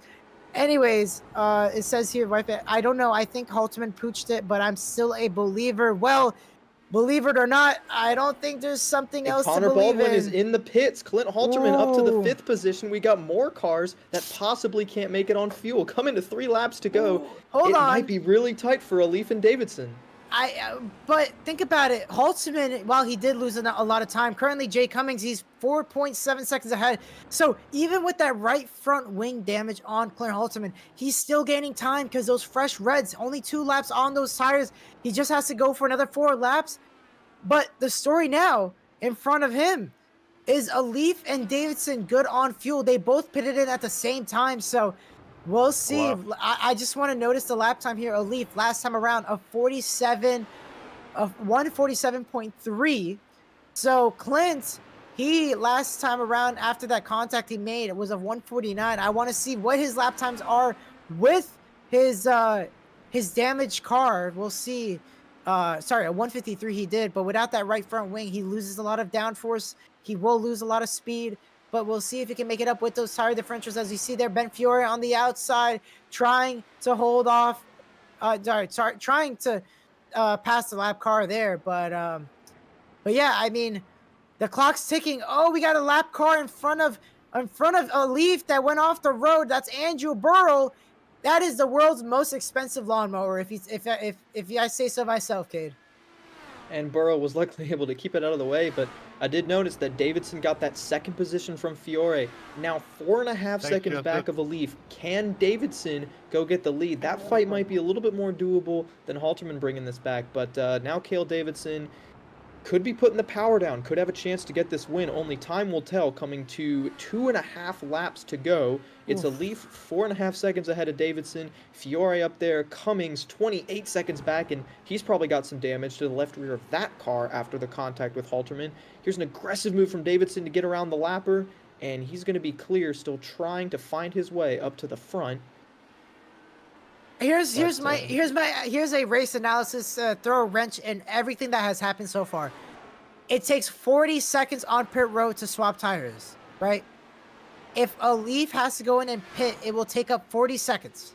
Right now, the gap between a Leaf and Halterman is 37. So, hypothetically, if a Leaf can't make it on fuel, he has to pit in. Halterman will still stay up front. I think the time he gained with those reds before he unfortunately blundered it into turn 4, he is still gonna lead with 3 laps, but with that damaged wing right now, he is clocking in each lap a 149. So without that right front, it is not helping him out. But I think the reds giving him a little bit more grip advantage could be the key to his survival. Maybe a podium, but time will tell. As it looks like Ryan Whitlock in the chat saying, "Cursing Clint actually just helps my championship position after my wreck." Go for it. So Ryan Whitlock deviously putting in that curse on Clint Halterman. And Cade, Ben Fiore is in the pits. But on top of that, just want to quickly say, we got people voting in. I'm going to end the poll right now. 12 votes saying in is no. Clint Halterman will not make a comeback by a 66% fan vote and a 33% yes. I want to throw another wrench in your plans. You talked about that difference, 40 seconds on pit road, 37-second advantage. What if a Leaf goes fuel only? It doesn't look like he's going to have to pit. Right now he's coming to the white flag, so he could be trying to stretch it. But other people, a splash and go could save them 3-5 seconds maybe on pit road. That could be the difference between a top 5 and a top 10. So another monkey wrench to throw into the strategy plan. Right. This has been a fantastic race to call so far. This has been amazing. Yeah, and look at that lap traffic up ahead. He's got Andrew Burrow, Andrew Voigt. They're P16 and 17. Folks, they're battling for position. So I do not expect them to just give up the battle and just let a Leaf go by. So they're going to battle it out. But a Leaf with that dirty air is not going to help out. But we'll see as a Leaf rounds about the final corner. Can he make it on fuel? He's not going to go into the pits, folks. White flag is out. Our Muhammad Ali takes the white flag. 1 lap to go here at Road America. Can a Leaf make it on fuel, folks? That is the question of the night. He just clocked in a 145.599. The man is on a hot lap right now. Yeah, no letting up for a Leaf. Remember, he made it all the way to lap 15 before pitting, so he should be good on gas. He made it the first time. Barely, but if he can make it around once again, less than 4 miles to go, and our Muhammad Ali could kick off this season with a win for Ball State. He's got Cale Davidson over 6 seconds back, Jake Cummings over 32 seconds back, Clint Halterman nearly 40 seconds back. He just needs to have a clean lap, stay out of those marbles, and a Leaf can bring home the win. Yeah, we've got 1995 Ford GT90 concept in the chat going, sup, hey, what's up? Anna in the chat saying, come on, Andrew. I'm assuming that is for Andrew. He is currently, I'm trying to see, Andrew Voigt. Andrew Burrow is in 15th. Voigt's the car off track in front of a Leaf. Wow. Last minute lap traffic might have spoiled the fun here for a Leaf. He has been on the receiving end of those, but he got by scathe-free barely. As looks like Andrew Voigt right in front of him and Andrew Burrow, they now have gained a position. I believe that car that went off the road lost positions to them. So Andrew Burrow, P15, Andrew Voigt, P16. But, folks, the number 12 of Ball State University, the Cardinals, chirp, chirp. Well, chirp on for this fella right here as he rounds about the final corner up the hill. Cade, a Leaf, our Muhammad Ali, he is going to win here at Road America. He's going to be the round 1 race winner of the CIL Season 6 CIL FC race opener. And congratulations to a Leaf on a resounding victory, one that could probably not have been his has Clint Halterman taken the right compound swap. Admins on that now. It was an absolutely fantastic He drive left all the the way gap from the and he moved down beginning. to brake He into knew the when to corner save before his the gate. stuff. He knew when to push his stuff. And I called it at the very beginning. You know, we knew Alif was going to be good. We knew he was going to have some challengers. But at the end of the day, 5.5-second margin of victory over Cale Davison. Jake Cummings comes home third, followed by Clint Halterman, Ben Fury, Wyatt Burton, Ricky Paz seventh, Jared Kaler, Connor Awesome Baldwin, racing, and Wyatt. That Dylan was Beatty going to pretty round fun. out the top 10 with Athena Well, no. Leclerc Dylan getting Beatty it. got spun. Dylan Beatty got Beatty was spun. spun. win, He's gents. now Good currently race to trying both to make of you. it back. He's got a Have a good damaged one. car. No, he got it going. It looks like a Good lap win. Thank you traffic, for the not race. lap traffic. Somebody sent it on the inside, and Dylan Beatty was furious over the driver radio. He got punted and he got sent into the wall. I think that was Connor Baldwin who made contact with him. But yeah, right now Dylan Beatty goes over, and yeah, he manages to finish top 10, barely getting the car moving and got it fired up. But man, if we could show a replay, that was a terrible last lap for Dylan Beatty. Absolutely furious. I understand his frustration. But speaking of his teammate, up That was a front fun fuel for mileage Ball race. State is a Leaf, and he has run out of fuel. Or I think his teammate ran out of fuel. Dylan Beatty, sorry, not Beatty, Cale Davidson in the number 2 car is out of fuel. And Cade, I think it's legal on the final lap. But look at that! And Look at there's that! the Oh contact. no! Says Beatty, they were battling for the 9th position. Okay, that's not how you And, do it. That's not how you do it, especially on that sector, in that section. It's really just a single file through. And I think Connor Baldwin had maybe a tire advantage or something. He saw the gap, tried to take it, but he went on the grass before he even touched the back of Dylan Beatty, and that sent him spinning around and getting into the barrier. Oh, that's a tough one for Dylan Beatty. But when you think about it, it could have been worse. He lost only a spot. He finishes in 10th. And that incident involving Connor Baldwin is being investigated, which means he could receive a post-race penalty, which could be end of the line. And that means Dylan Beatty gets promoted back up to P9.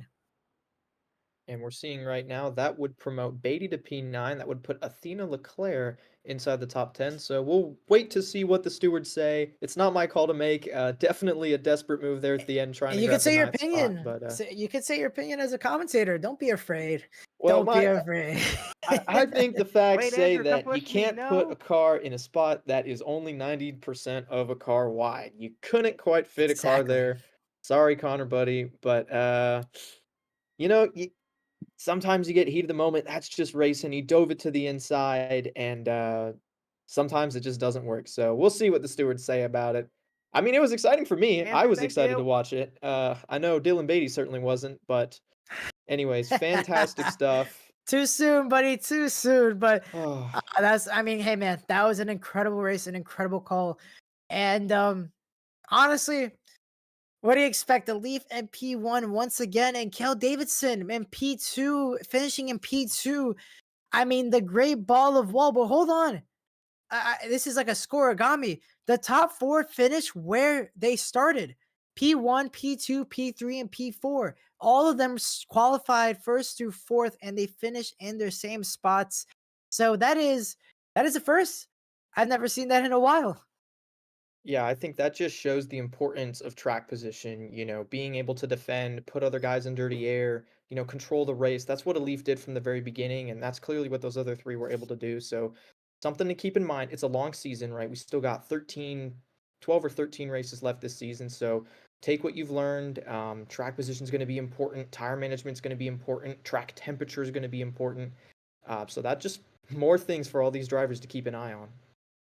Yes, indeed. So now we're gonna try. Well, right now, Cale Davidson's still being pushed by our FC director. It looks like that is Ricky Paz giving him a little bump draft down the back stretch as Cale Davidson out of fuel, trying to make it back to pit road. That is quite interesting. But yeah, overall, Cade, what a race.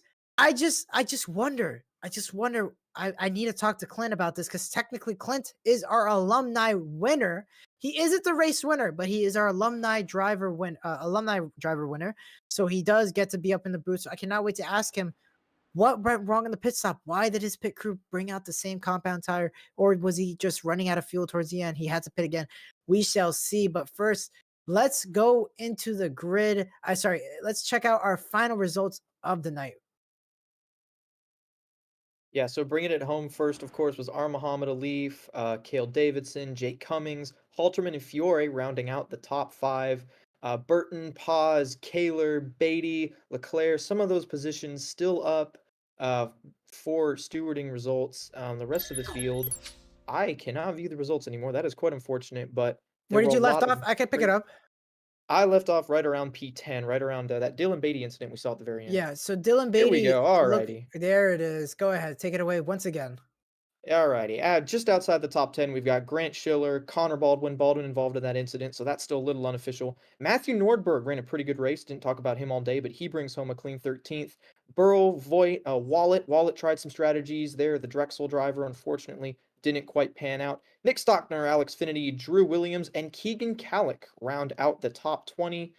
Just after then, coming home in the 21st position, Nick Henley for Ball State, teammate there to the race winner. Esteban Munoz, 22nd. Adrian Tubakovic, 23rd. Then 2 laps down, Ryder Martenzen, Joseph Grijalva, Aiken Lamar, Zahoya Mirza, Alexander Diamond, C.L. Smith, Marlo Duncan. A lot of those drivers, unfortunately, involved in issues, and they'll just get to come back next week and try again. Rounding out your field, Lucas Moody, Ryan Whitlock, and Caden Hughes. Unfortunately, Caden had issues, I believe, qualifying for the race, running the race or something, Yep. but He Moody did, and yeah, he Whitlock failed round out to. the field. I can tell you right now, he failed to qualify. Unfortunately, folks, it looks like he failed to meet the 105% rule. So, unfortunately, car 86 was not permitted to race. He failed to meet it at 149.8. That being said, Cade, fantastic there for telling us the results. What an incredible race. And let's get these incredible drivers up here in the booth. Let's start out with our race winner, our Muhammad Alif, who currently is stuck on the track. I think he forgot to turn. I guess he just got up and left. Our Muhammad Alif, man, oh man, I know tonight was not an easy night. Talk to me, driver. How was it just getting pressured at left and right more than usual? First of all, good to talk to you, Edward, after our trip to New York. Yes, sir. Yeah, it was fun. I think Kale and I and the rest of the Ball State guys and Vortex guys were yeah, we calculated it. I think to the 10th. I mean, I crossed the line with like 0.8 liters. Kale crossed the line with 0.1 gallons. Ooh, so you were That's stretching it. yeah, that's how precise we had to be to stretch this out, because that extra stop would cost a lot. Like you can see, Clint is 41 seconds behind when he was like 5 seconds in front of me. So yeah, we had that in the game plan, and yeah, glad to come out with the 1-2. Okay, you got a question? I was just curious, we saw a lot of defending, we saw a lot of breaking the draft, staying high. Just how hard were you focused on pushing and defending, but at the same time trying to save those tires? It seemed like you cut that balance really well. How'd you do that? Yeah, it's just a lot of experience, I would say, and also like I knew that like the pressure that I was getting at the start, I knew that it was gonna last for like what 5-6 laps, and then they would have to back off. And I kind of knew that Clint was going for the 2-stop, so I tried to keep him as much as I could behind. But then once he got very close, and I just let him pass and tried to use his draft. So yeah, it's a lot of gamesmanship, a lot of chess-like moves, I would say. That's what makes it very fun. But yeah, it's like a balance, It's like trying to keep. It's like trying to balance a pencil on your finger, just to gauge. So yeah, I think all just comes from experience and practice. Well, Also, our Muhammad Alif. congratulations. Yeah, I was gonna say congratulations, Alif, on that fine drive. I mean, cool, call, collected, man. Man, I mean, meeting you here in New York for the first time this past week, this past winter break was amazing, and I remember you telling me this next season is gonna be lots of contenders. I mean, more than often tonight was a big awakening for certain drivers. I mean, Jay Cummings was giving you a lot of pressure there at the beginning of the laps, right? Yeah, I mean Jake drove very well at the start, but yeah, I just had to get my exits right, try not to make silly mistakes, and just keep it on the straight and narrow. I think yeah, just using. I mean, I used up almost more than half of my push to pass within the first 15 laps, just trying to keep all those guys behind me. So because I knew that at the end it would pay off well, and it did. Paid off indeed. And to maybe pay off a good night here for the folks, tell us your quick shout outs before we let you go and drink your milk. Chocolate milk, yes. Chalky milk. Yeah. Yeah, the whole Boss State Esports, the road guys, the oval guys. Big shout out to Kale as well for making the 1-2. And our esports directors, Dan and BK, for all their support. Also want to give a big shout out to Daniel Budaspar, who's our sports consultant. I think he's had a major impact on the team, and yeah, we wouldn't be getting all these good results without him. So big shout out to him. Big thanks to my parents, probably watching back in Singapore. It's probably what 9 a.m. there. So yeah, good morning. But yeah, other than that, big thanks to you guys as well for hosting the show. Thank you so much, Alif, and congratulations on winning the race. First race of the season 6 CIL FC. Give yourself a pat on the back, and we'll see you again next week at the booth. Probably have a good one. Thank you. Well, Cade, that was our race winner, our Muhammad Alif. And if we can try to go back to our face cams here quickly, I just wanted to show a quick photo. This is probably what Alif feels like. He told me that I remember when we were hanging out in New York this past winter break. He told me, man, this competition is gonna be tough. Dylan Beatty might be giving him a run for his money, but he didn't know any new drivers or even existing drivers. And I can tell you right now, this is what he probably would feel like right now. He's like, yeah, I'm back. I won it again. I'm just going to just cruise on once again and maybe try to win the rest of the races. So this is probably him, how he's feeling. Anyway, folks, sorry, I just wanted to show off a really funny photo that I printed out earlier today in the shop. But yeah, that's probably how he's feeling right now. That being said, let's move on to our second race winner, his partner in crime, Cale Davidson. Let's bring him up into the booth. Cale Davidson, welcome to the booth. And I mean, what an incredible drive you did. It's just absolutely incredible. You were able to keep up with your teammate Alif towards the end, and you were able to stretch that fuel. We heard from him, his strategy. I mean, tell me about it. How was it towards the end? Like cutting it really close, wasn't it? I mean, it was kind of cutting it close, but with math you can't really go wrong, and we did a practice session where we did the fuel save and we hit the numbers, so it was just more of just replicating that and kind of just doing what we needed to do, and we knew we could make it and stretch the fuel out there, but there was definitely some other like implications that came in when you're fuel saving, you're going slower, but then you have these lapped cars that are on new tires and like newer fuel, and they're not saving, and then they're trying to let you by, but then you're having to brake like 500 yards before your braking point. So like there definitely became some points where that was the more concern, was the lapped cars and like just trying to make it through people, but the actual fuel number wasn't too bad to hit. Now, I do got to ask, how did you feel the difference between the red tires and the preferred tires? We talked a lot up here in the booth about what those different tires were. It looked like at times it felt like they were on ice. So what do you feel the biggest difference was between those two different sets? Well, to put it, it was really weird because Alif and I kept talking. We did practice sessions, and we were after quali and stuff. We were just talking, and we were like, "Hey, what roll bars did you run?" And Alif was running 1.6 or like 2.5, that kind of, and I was the complete opposite. I was running 6.1, 5.2, so I was running way more of a stiff front, softer rear, and he was softer front, stiffer rear. So we both were on completely different strategies on the way the cars handled, and I think towards the end of the stint, my car felt decent, but the last just like 4 laps on the red tires are just kind of treacherous. It's just kind of holding on and trying not to make mistakes there. But then once we got onto the primary tires, it was just night and day difference. You can just, with how hot the track was, you were able to just push right away, and then it was just kind of game over from then. Well, game over wasn't really for you in terms of maybe in a bad way. If you were saying that with a negative connotation, because honestly, that was a great drive by you. And once again, in second place, I mean, that race win maybe will come soon enough next week. And before we let you go, give us your quick shout outs. Yeah, I want to shout out all the people here at our esports center. So Dan and BK, our esports directors, for making this all possible. And then shout out to Lucas and Dylan, Nick, and then Alif for all the practice and stuff we put in. Hopefully it becomes a good season, and we'll see where that goes. And then shout out to my mom and my dad and my grandma and my grandpa. Well, congratulations, Kel Davidson, for kind of bringing back the great ball of wall. I mean, with two people, it's not really. We need a whole top three shutout. So, who knows? Maybe Lucas Moody will be up there next week. Take care and have a good night. Thank you. And that was our P2 finisher. We're going to round about with our third place finisher, Jay Cummings, followed by our alumni winner, Clint Haltman. So let's bring up Converse University's very own Jay Cummings. Bad word, Jake, bad word. bad word. Uh-oh. Jake, you're in the booth, buddy. Hot Mike, how you doing? Welcome and congratulations on the top three. I mean, you were giving a Leaf a run for his money. Tell me in hopefully no more than half an hour, how did you feel putting up a fight against him?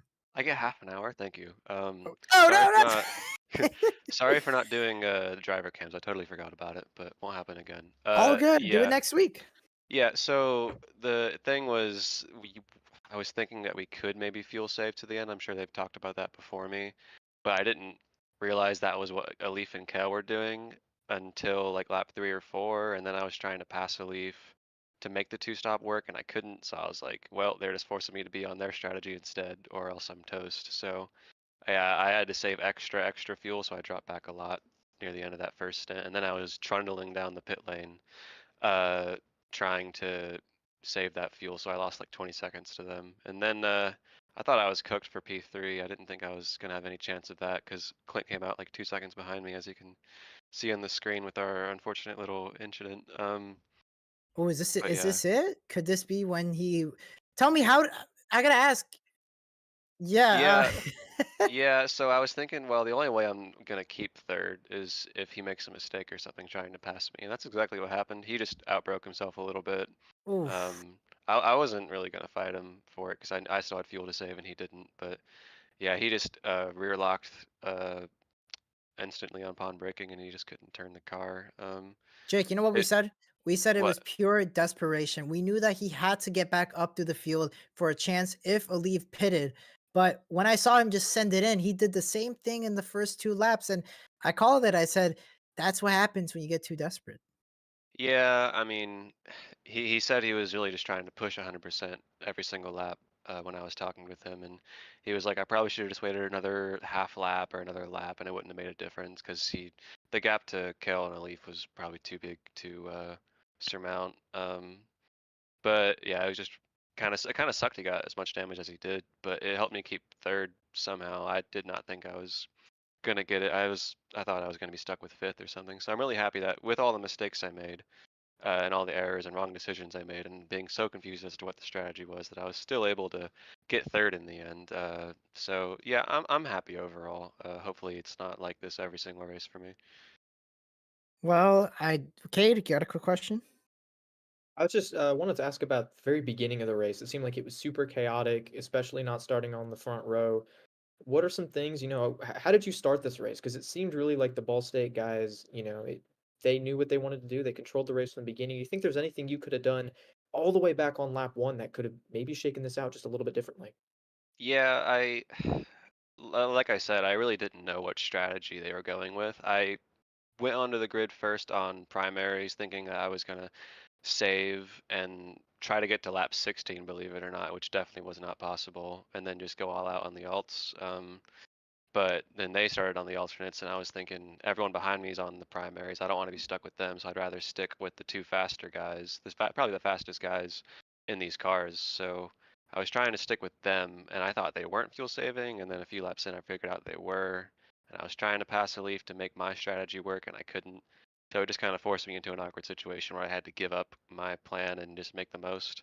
And I was able to keep with them for a good while until I saw the fuel numbers, and I was like, I need to save another half lap of fuel just to make it to halfway to do the same exact thing the next stint. So I was not having fun that little bit. But yeah, I just had to settle in and ended up losing a lot of time the last few laps, saving enough to make it, and then trundling down pit lane. Probably should have saved just a little bit more fuel even. So yeah, it was a weird start to the race, definitely. Interesting strategies all throughout. Some people, uh, yeah, like you said, on the on the train to save the fuel they needed, and some just not even considering it. So yeah. And you Well, so considered it well enough. Sorry, Cade. Gotta move along a little bit here. So great job on a P3J. Quickly give your shout outs and hopefully we'll see you again next week. Yeah, thanks for Converse Esports. I'm sure a few of them are watching the broadcast as well as my stream. Thanks to Tech Sport Academy. It's our little sim racing team trying to bridge the gap to reality with them, the sports car team. And also thank you to my fiance who's been watching my stream the whole entire time. Love you so much. And thanks to you guys for everything that you do to put on a fantastic show. It's been great. Well, yeah, thank thank you you. so much. Thank you. And Cade, well, with that, we're gonna move on from P3 to our race, not our race winner, but our alumni driver winner, because he was the best finisher among the alumni. Jake, have a good one. Oh, I sent him in the wrong chat. Anyways, oh nope, Jake. Hold on, guys. A little bit of discourse here in the booth. We got Clint Holzman. Clint, welcome to the booth. You are tonight's alumni driver winner, but not the race winner, unfortunately, that you were hoping for. I mean, I gotta ask, Clint. When you went in the pits and you put on those hard tires again, I just wondered, did he not? Why did he not swap compounds? Was this all according to plan? What was going on tonight? Yeah, that was the plan. I had done some testing in the practice session beforehand, and the red tires just were bad. They only lasted about, I don't know, in like you can only get one quick lap out of them before they start falling off. So yeah, the plan was definitely to switch on to the blacks for the second stint. I think initially I probably could have done some fast laps there, but I knew I was trying to make the red stints as slow as possible. If possible, maybe I should have done like split after the first stint, maybe split the race in half and do two stints on the reds. I'm not sure if it would have been faster, but I like the blacks a lot more than the reds. The reds just felt like they fell off way too quickly, and then I lost grip, and I don't think I was able to push. Whereas when I was on the blacks, I was full push the whole stint there. So yeah, that was my plan with the starting the blacks, going blacks again, and on the reds. And unfortunately, I got a little too aggressive getting into I think turn three or whatever it's called. And didn't get P3, but I'll take P4. All things considered, I did like the last four laps with half the front wing. So yeah. Well, Cade, got a quick question? Yeah, I was just gonna ask, what do you think the track temperatures and the buildup of the marbles affected anything? Something we talked about a lot. How did it feel in the driver's seat? As hot as the track was, and as much as dirt and dust were getting thrown around, did it feel really slick, or did the track felt like it kept a grip all throughout the entire race? Um, it's hard for me to say because I think on the blacks the track felt fine the whole time. The blacks really kept their pace really well. Um, but I think from what other people were telling me in the race when they were on red, it sounded like the reds just, especially with the high track temp, they just ate the reds up. And that's definitely like when I was doing practice with them, it felt super slick. Like some of the corners, like I try to do my normal braking zones, like I just be sliding through the whole thing. It's like um, I think it's all really down to old reds on a hot track, and it's kind of perpetuates the stuff. It's just gonna make the reds wear more because you keep sliding and stuff like that. So that was a big thing. I think fortunately I was able to dodge most of the grass and gravel that was on the track. I think I saw a lot of it out of Canada corner, but I think I was kind of able to drive through that and not really be affected too much. Um, but I saw a lot of it, and I was just trying to make sure I didn't get off the line because I knew that it was definitely going to be slick if I did get out into those marbles and all the other debris on the track. Well, Awesome. Clint, Thank you. thank you so much, Clint. And yeah, Kate, we spoke about this, Clint, earlier in the pre-race show about the debris and how the new refresh debris physics that iRacing has introduced. And I think this series is going to be really impacted by that. And you already said it, right? How just if you're just 1 foot off the racing line and you're in the marbles and the gravel and the dirt and you're just all over the place. Yeah, um, I think it's going to be most seen at the ovals. It's going to be a little scary, especially was it Turbo? The whole big thing, the whole plot of Turbos, like don't give them the marbles or something like that. I think at Indy, if you go high, that could be a big thing. Getting the marbles, it could be tricky. And I could see next week at New Hampshire too. That the highlight could also be pretty treacherous with all the marbles. So I think the ovals with this new debris system from iRacing is going to be where we could take some more crashes, people getting the marbles and just understeering it to the wall. Well, don't give it away to our viewers where we're going next. We're gonna announce, or we're gonna do our announcements at the end of the stream. But Clint, just giving a little bit foreshadowing. Yeah. Thank you so much for joining us here in the booth. Congratulations on being the alumni winner. I know there was probably some things just you felt you left out there that wasn't really felt that you couldn't you could have done a lot better. But before we let you go, give us your quick shout outs. Yeah, I just want to shout out Ortho Racing, of course. Had a special guest here for at least maybe one of a handful of races. So doesn't race IndyCar much, so cool to just have him in the race, and some of the other guys who are more oval guys doing it. I want to shout out you, Edward, and Kate. I heard y'all did a good job of the broadcast. I'm looking forward to And going Lee back Kane. and watching it. And Lee Kane. And Lee Kane, yes, Yeah. Lee Kane.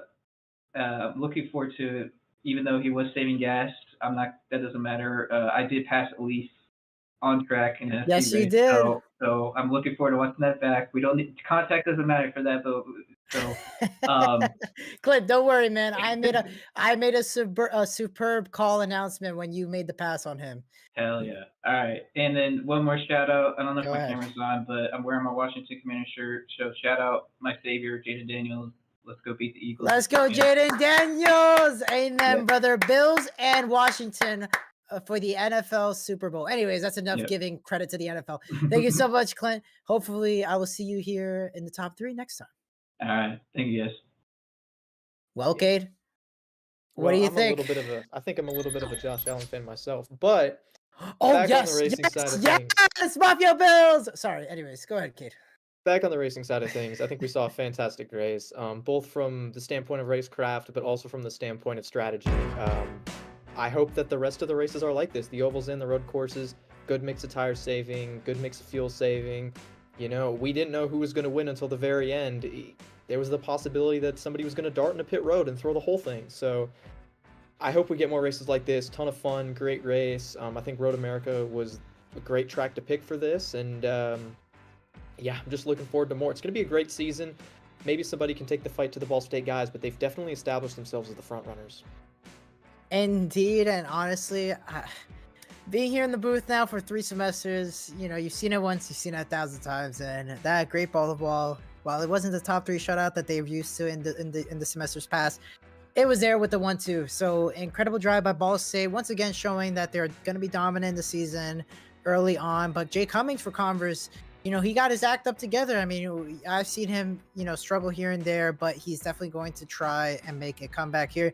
Glenn Halterman, another runner-up, really great drive, but maybe didn't have the right strategy call. Ben Fiore up there too, and Wyatt Burton, he ended up finishing P6. So the rookie, now a contender, is up there. And I quickly wanted to give a quick shout out in the chat. I see here people saying, super announcing broadcast team by Anna in the chat. Thank you so much. You've got Nolan Starkey saying, good run, guys. That was great. Go try on. And Anna saying, great race. Congratulations, everyone.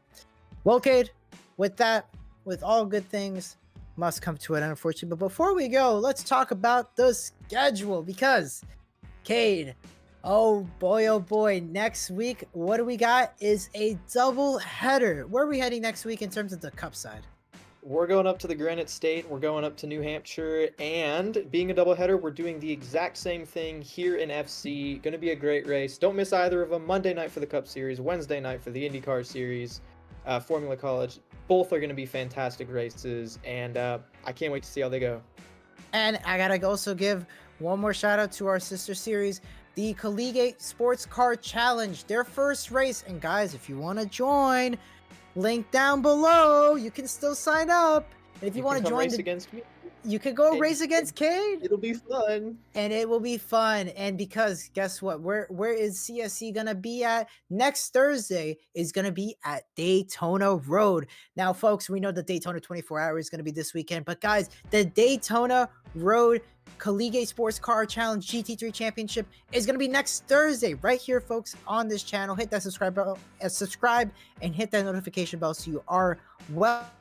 It goes live next week at 8:30, and it's a 2-hour race, guys. It's really one of our just incredible series, and this one is going to be a long doozy. We'll see if I could even be there, but hopefully we'll have it here live on our channel. And yeah, I mean, Cade, last thoughts on this race? Just overall, thank you guys for having me up here in the booth, and I'm really glad that overall it felt like a really clean race. You know, there's definitely a couple contacts back in the back. You know, the penalty system will do what it does, but just in general, felt like a lot of guys were able to keep it clean. Felt like we saw a lot of good racing. We saw a lot of guys go side by side down the front stretch and keep it clean into turn 1. We saw 3 wide pass. So just in general, CIO continues to put on really good racing product, and it's the 12th season of the league, and it certainly seems like we've been doing this for a while because it put on some fantastic racing with some fantastic drivers. So indeed. Well, yeah, it's a new year, a new CIL, new season 6, and Cade, I mean, honestly, it's been a pleasure, and it's been an honor to be here with you in the booth. I mean, if you're gonna be here for a long time, I surely can't wait to see you here because it is incredible. You bring a lot of to the broadcast, and unfortunately, folks, I might have to say it.